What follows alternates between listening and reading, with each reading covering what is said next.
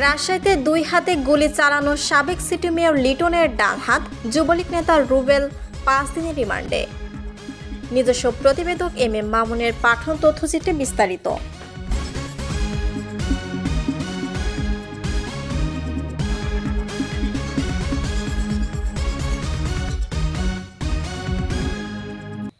রাজশাহীতে গত 5 আগস্ট বৈষম্য বিরোধী ছাত্র জনতার আন্দোলনে দুই হাতে পিস্তল নিয়ে গুলি চালানো চিহ্নিত যুবলীগ নেতা জহিরুল ইসলাম রুবেলকে 5 দিনের রিমান্ড আবেদন মঞ্জুর করেছেন আদালত।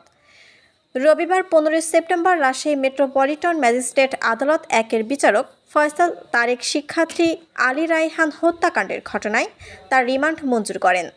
এর আগে বেলা 11টার দিকে শিক্ষার্থী আলী রায়হান হত্যা মামলায় রুবেলকে পুলিশের বুলেট প্রুফ জ্যাকেট ও হেলমেট পরিয়ে আদালতে তোলা হয়। এ সময় তদন্ত